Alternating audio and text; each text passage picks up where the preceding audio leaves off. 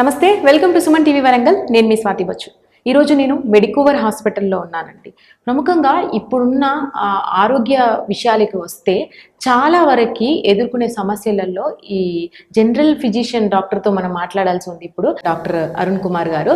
అయితే సబ్జెక్ట్ ఏంటంటే ఎక్కువగా మనం వింటున్నాము వ్యాక్సినేషన్ ఎఫెక్ట్ అనేది మన ఫ్యూచర్ని క్యాలిక్యులేట్ చేస్తుంది అని. అది ఎంతవరకు కరెక్ట్? అసలు మనం ఎప్పుడెప్పుడు వ్యాక్సినేషన్స్ తీసుకోవాలి? దీని మీద అవేర్నెస్ ప్రోగ్రామ్స్ కండక్ట్ చేస్తున్నా కూడా మనం చాలా వెనకబడే ఉన్నాము ఇతర కంట్రీస్తో పోల్చుకుంటే. ఈ విషయాల గురించి మాట్లాడడానికి డాక్టర్ అరుణ్ కుమార్ గారు జనరల్ ఫిజిషియన్తో ఉన్నాము. మనం ఇప్పుడు మాట్లాడదాం. సార్ నమస్తే అండి, మీకు సుమన్ టీవీ వరంగల్కి స్వాగతం.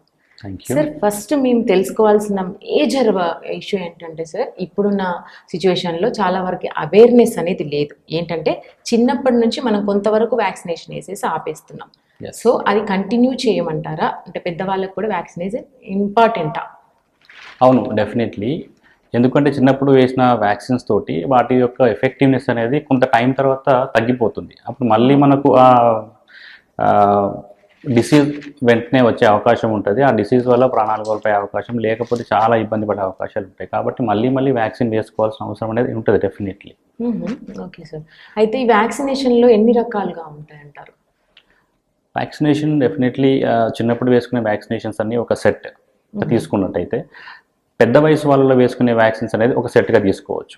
అది కూడా మనము ఏజ్ మారుతున్న కొద్దీ కొన్ని వ్యాక్సినేషన్స్ యొక్క ప్రిఫరెన్స్ మారుతూ ఉంటుంది. అండ్ వాళ్ళకి ఉన్న పర్టికులర్ డిసీజెస్ను బట్టి కూడా వ్యాక్సినేషన్స్ ఏ విధంగా ఇస్తామనేది మారుతూ ఉంటుంది. అండ్ వాళ్ళు చేసే హెల్త్ ఆక్యుపేషన్స్, జాబ్ వైజ్ కూడా మనం కొన్ని వ్యాక్సినేషన్స్ మారుస్తూ ఉంటాం. అలా కూడా ఉంటుందండి? Yes, definitely. కొందరు హెల్త్ కేర్ ప్రొఫెషనల్స్ అనేది ఖచ్చితంగా వ్యాక్సిన్స్ అన్నీ తీసుకోవాల్సి వస్తుంది. కొందరు యానిమల్స్తో వర్క్ చేస్తూ ఉంటారు, వాళ్ళకి కొన్ని రకాల వ్యాక్సిన్స్ అవసరం పడుతూ ఉంటాయి. అంటే దానికి ఒక ఏజ్ ఫ్యాక్టర్ అనేది ఉంటుందా? Yes, definitely. అంటే మనకు జాబ్కి వెళ్ళినప్పుడు సర్టెన్ ఏజ్లో జాబ్కి వెళ్తారు, బిఫోరే తీసుకోవాలంటారా, లేదంటే ఆఫ్టర్ మనం చేసే ప్రొఫెషన్ని బట్టి vaccination? Before entering in to the job. మనము జాబ్లోకి ఎంటర్ కాకముందే కూడా జాబ్లో ఎట్లాంటి రిస్క్స్ ఉంటాయి అనే దాన్ని బట్టి మనం ముందుగానే వ్యాక్సిన్ తీసుకోవాల్సిన అవసరం ఉంటుంది. ఇప్పుడు కొందరు యానిమల్ హస్బెండరీలో పనిచేస్తారు, లైక్ డాగ్ ఫార్మ్స్లో పనిచేస్తారు. వాళ్ళు ముందుగానే ర్యాబీస్ వ్యాక్సిన్ తీసుకొని ఉంటే చాలా బెటర్. ఎందుకంటే ఎప్పుడైనా అన్ఎక్స్పెక్టెడ్లీ కుక్కలు కరిచే అవకాశం ఉంటుంది కాబట్టి ముందుగానే వ్యాక్సిన్ తీసుకోవడం బెటర్. ఓకే. హాస్పిటల్ విషయానికి వస్తే ఎలా ఉంటుందండి అది వ్యాక్సిన్? హాస్పిటల్లో పనిచేసే ప్రతి ఒక్కరు కూడా హెల్త్ కేర్ రిలేటెడ్, ఎందుకంటే వాళ్ళు బ్లడ్కి ఎక్స్పోజ్ అవుతూ ఉంటారు, పేషెంట్స్కి ఎక్స్పోజ్ అవుతూ ఉంటారు, రకరకాల పేషెంట్స్ వస్తూ ఉంటారు. కాబట్టి హెపటైటిస్ వ్యాక్సిన్స్ అనేది కంపల్సరీ తీసుకోవాల్సి వస్తుంది. అయితే అండి, ప్రెగ్నెన్సీ విషయానికి వస్తే బిఫోర్ ప్రెగ్నెన్సీ చాలా వరకు జంట ప్లాన్ చేసుకుంటుంది హెల్తీ ప్రెగ్నెన్సీ కావాలి అని. అలాంటి వాళ్ళకి ఈ వ్యాక్సినేషన్ సజెషన్ అనేది మీరు ఎలా ఇస్తారు? Definitely before vaccination, before pregnancy కూడా ప్లాన్ చేసుకుంటున్నప్పుడు కొన్ని రకాల వ్యాక్సిన్స్ అవసరం. రూబెల్లా అని, వ్యారిసెల్లా అని, టీటీ వ్యాక్సిన్స్ ఇవన్నీ కూడా తీసుకోవాల్సి వస్తుంది. ఎందుకంటే కొంచెం రిస్కీ జాబ్లో కానీ ఈ బేబీని రిస్క్లో పెట్టడం ఇష్టం లేదనుకునే వాళ్ళు కొన్ని రకాల వ్యాక్సినేషన్స్ తీసుకోవచ్చు. It's their opinion. కాకపోతే తీసుకోవచ్చు, తీసుకునే వ్యాక్సిన్స్ ఉన్నాయి. వ్యారిసెల్లా వ్యాక్సిన్ తీసుకుంటాము, రూబెల్లా వ్యాక్సిన్ తీసుకుంటాము. కొందరికి రిపీటెడ్ ప్రెగ్నెన్సీ లాసెస్ ఉంటాయి.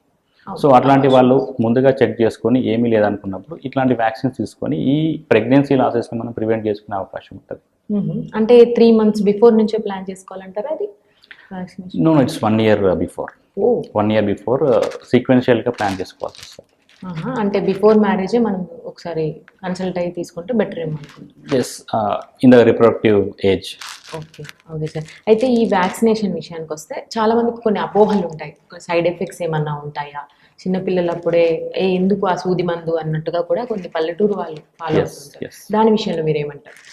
వ్యాక్సినేషన్స్ వల్ల side effect, minimal side effects అంటే జ్వరం రావడం మాత్రం ఒకటి సైడ్ ఎఫెక్ట్ ఉంటుంది, అంతకుమించి వేరే ఏమీ ఉండదు. Rare possibilities are some complications ఉండొచ్చు, బట్ అట్లాంటివి చాలా రేర్. లక్షల్లో ఒకరికి, కోట్లలో ఒకరికి వచ్చే అవకాశం. ఎందుకంటే ఇవన్నీ కూడా చాలా మందిలో చాలా రకాలుగా టెస్ట్ చేసిన తర్వాత మాత్రం ఇచ్చే వ్యాక్సిన్స్. ఇమీడియట్గా మార్కెట్లోకి రిలీజ్ చేసే వ్యాక్సిన్స్ కాదు, చాలా టెస్టింగ్ తర్వాతనే బయటకు తీసుకొస్తాం వ్యాక్సిన్స్ అన్ని. కాబట్టి side effects are very very rare. Major side effects చిన్నగా జ్వరం వస్తుంది, అది వ్యాక్సిన్ తీసుకుంటే చాలామంది మదర్స్కి తెలుసు. అయితే ప్రెగ్నెన్సీ డ్యూరేషన్లో కూడా మనం తీసుకునే వ్యాక్సిన్ అనేది ఫ్యూచర్లో ఏదైతే క్యాన్సర్ రిలేటెడ్ అలాంటివి వాటికి యూజ్ అవుతుందంటారా? ప్రెగ్నెన్సీ టైంలో తీసుకునేది టీటీ ఒకటి తీసుకుంటామండి. దాంతో మనకు పెద్దగా ఇష్యూస్ లేవు. కాకపోతే క్యాన్సర్ రిలేటెడ్ వ్యాక్సిన్స్ అంటే ప్రీ ప్యూబర్టల్ ఏజ్ గ్రూప్లో అంటే 9 years to 14 years, 9 సంవత్సరాల వయసు నుంచి 14 సంవత్సరాల వయసు అడల్ట్హుడ్లోకి ఎంటర్ అవుతున్న వాళ్ళకి మెచ్యూర్ అయినా కాకపోయినా ఎస్ హెచ్పివి వ్యాక్సిన్ అనేది అడ్వైజ్ చేయగలుగుతాము. ఎందుకంటే 9 years to 14 years అనేది adulthood, they are entering into their adulthoods. So ఆ టైంలో ఇచ్చే వ్యాక్సిన్ వల్ల మనకు ఫ్యూచర్ కాంప్లికేషన్స్ అంటే సర్వైకల్ క్యాన్సర్ కానీ జననేంద్రియాల క్యాన్సర్ కానీ నివారించుకునే అవకాశం ఉంటుంది. అండ్ స్మాల్ వాట్స్ అనే ప్రాబ్లమ్స్ కూడా నివారించుకునే అవకాశం ఉంటుంది. ఓకే. అయితే ఈ ప్రెగ్నెన్సీ అండ్ డెలివరీస్ అలాగే చిన్నపిల్లల ఏజ్ నుంచి పక్కన పెడితే ఒక ఏజ్ వచ్చిన తర్వాత వాళ్ళు ఎలాంటి కాంప్లికేషన్స్ ఎదుర్కొంటారంటారు ఈ వ్యాక్సినేషన్ తీసుకోకపోవడం వల్ల? ఎక్కువ మీరేమి చూస్తున్నారు జనరల్ ఫిజిషియన్గా మీరేమి చూస్తున్నారు ఇప్పుడున్న సిచ్యువేషన్లో? ఈ వ్యాక్సినేషన్ తీసుకోకపోవడం వల్ల ఎక్కువగా చూసే ప్రాబ్లం ఏంటంటే న్యూమోనియాస్, ఊపిరితిత్తుల ఇన్ఫెక్షన్ అనేది ఎక్కువగా చూస్తున్నాం. ఎందుకంటే కొంచెం ఏజ్ దాటిన వాళ్ళు అరౌండ్ 50s 60s వాళ్ళు చిన్న న్యూమోనియాస్ కూడా తట్టుకోలేకపోతున్నారు. సో ముందుగానే దానికి సంబంధించిన వ్యాక్సిన్ తీసుకోవడం వల్ల ఈ న్యూమోనియా అనేది చిన్న జలుబు దగ్గులాగా వెళ్ళిపోతుంది. హాస్పిటల్ అడ్మిట్ కావడము, వెంటిలేటర్ పైన ఉండడము, లేకపోతే డెత్ రిస్క్ కావడం ఇట్లాంటివన్నీ కాకుండా చిన్న జ్వరము దగ్గులాగా మాత్రమే మనకు తగ్గిపోయే అవకాశాలు ఉంటాయి. రిస్క్ తగ్గిపోతుంది. ఓకే. అయితే అండి ఇప్పుడున్న జనరేషన్ లైఫ్ స్టైల్ కంప్లీట్గా చాలా చేంజ్, వెస్ట్రన్ కల్చరే ఎక్కువగా కనిపిస్తుంది. మరి అలాంటి వాళ్ళకి ఈ వ్యాక్సినేషన్ ప్రభావం ఎంతవరకు ఉంటుంది అంటారు? Definitely when we're westernizing western life styles, western habits అన్నీ కూడా మనం అలవాటు చేసుకుంటున్నప్పుడు డెఫినెట్లీ ఈ ఎర్లీ వ్యాక్సినేషన్ అనేది స్టార్ట్ చేసుకోవడం బెటర్. ఇంతకుముందు మనం మాట్లాడుతున్నట్టుగా HPV vaccination, human papilloma vaccination 9 years to 14 years all children should get. ఎందుకంటే వెస్టర్నైజేషన్ అవుతుంది, పిల్లలు దూరంగా ఉంటున్నారు కాబట్టి we don't know what is happening. ఈ future genital infections, cervical cancers, genital warts ఇట్లాంటి ప్రాబ్లమ్స్ మనము ప్రివెంట్ చేసుకోవడానికి హెచ్పివి వ్యాక్సిన్ ఉపయోగపడుతుంది. అంటే ఆడవాళ్ళలో మగవాళ్ళలో అంటే తేడా ఉంటుందా అండి? వ్యాక్సినేషన్ అంటే చాలా వరకు ఏం అపోహ ఉంటుందంటే మేము మగవాళ్ళని తీసుకోవాల్సిన అవసరం లేదు వ్యాక్సినేషన్, అందరూ తీసుకోవాల్సి వస్తుంది కంపల్సరీ, డిసీజ్ కి జెండర్ డిఫరెన్స్ లేదు. ఓకే, అది కొంతమంది అనుకుంటూ ఉంటారు కదా. తీసుకోవచ్చు. ఓకే అండి. అయితే హార్ట్ రిలేటెడ్ డిసీజెస్కి మనకి వ్యాక్సినేషన్ అనేది ఎంతవరకు అరికట్టగలుగుతుంది అని దానికి ఉంటుందా? ఎస్, హార్ట్ డిసీజెస్ ఉన్న వాళ్ళు వ్యాక్సినేషన్స్ అంటే రెగ్యులర్ ఇన్ఫెక్షన్స్ నుండి వాళ్ళు దూరంగా ఉంటే what ever the heart problem ఉంది వాళ్ళకి అది ఇంకేం కాకుండా ఉంటుంది. ఆల్రెడీ హార్ట్ పేషెంట్, ఆయనకి చిన్న న్యూమోనియా వచ్చింది అనుకోండి తట్టుకోలేరు, ఆయనకి చిన్న ఒక డయేరియా ప్రాబ్లం వచ్చింది అనుకోండి తట్టుకోలేరు. సో ఒక చిన్న టెటనస్ ఇన్ఫెక్షన్ వచ్చింది అనుకోండి తట్టుకోలేరు, ఒక హెపటైటిస్ వచ్చింది అనుకోండి తట్టుకోలేరు. సో వాళ్ళు ఏంటంటే కాంప్రమైజ్డ్గా ఉంటారు. కాబట్టి ఈ డిసీజెస్ వాళ్ళని ఇబ్బంది పెట్టకుండా ఉండడానికి మనం ముందుగా వ్యాక్సిన్ తీసుకుంటే ఈ చిన్నగా వెళ్ళిపోతుంది అనమాట డిసీజ్. పెద్ద కాంప్లికేషన్స్లోకి వెళ్ళకుండా చిన్నగా వెళ్ళిపోతుంది. Whatever the problem is there, already ఉంది వాళ్ళకి ప్రాబ్లం, ఆ ప్రాబ్లమ్ని మనం మళ్ళీ ఇంకా ఇబ్బంది పెంచుకోకుండా ఉండడానికి ఈ వ్యాక్సిన్ తీసుకుంటే చిన్నగానే తగ్గిపోతుంది. ఓకే. ఈ డయాబెటీస్కి సంబంధించిన వాళ్ళలో అండి ఒక చిన్న గాయమైనా కూడా చాలా టైం తీసుకుంటుంది. అలాంటి వాళ్ళకి ఈ వ్యాక్సినేషన్ బిఫోర్ వేయించుకోవడం వల్ల ఆ రేట్ ఆఫ్ రిస్క్ అనేది తగ్గుతుంది అంటారా? కొంతవరకు తగ్గే అవకాశం ఉంది. కాకపోతే వాళ్ళు ఖచ్చితంగా డయాబెటీస్ని కంట్రోల్లో పెట్టుకోవాల్సిందే. వ్యాక్సిన్ అంటే వాళ్ళకి సంబంధించిన వ్యాక్సిన్ డిపిటీ వ్యాక్సిన్స్ అనేది ఉంటే టీటీ వ్యాక్సిన్ మాత్రం రెగ్యులర్గా తీసుకోవాల్సి వస్తుంది. అదర్వైజ్ వేరే ప్రత్యేకమైన వ్యాక్సిన్స్తో మనం దీన్ని నివారించుకోలేము. షుగర్ మాత్రం ఖచ్చితంగా కంట్రోల్లో ఉంచుకోవాల్సిందే. అంటే బ్యాలెన్స్ చేసుకుంటూ ఉండాలి. ఓకే.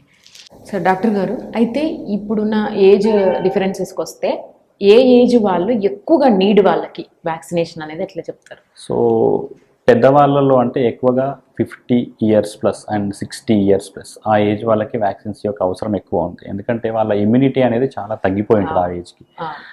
సో ఆ టైంలో మనం వ్యాక్సిన్స్ ఇస్తే ఏంటంటే వాళ్ళ ఇమ్యూనిటీ కొంతవరకు బూస్టప్ అయ్యి రెడీగా ఉంటుంది. ఏదైనా ఇన్ఫెక్షన్ వచ్చినా కూడా వెంటనే రియాక్ట్ అయిపోయి ఆ ఇన్ఫెక్షన్ని చిన్నదానిగానే ఒక న్యూమోనియా అనుకుంటే అంత పెద్ద హాస్పిటల్ అడ్మిట్ కాకుండా కొంచెం చిన్న జలుబు దగ్గులాగానే తగ్గిపోయే అవకాశాలు ఉంటాయి.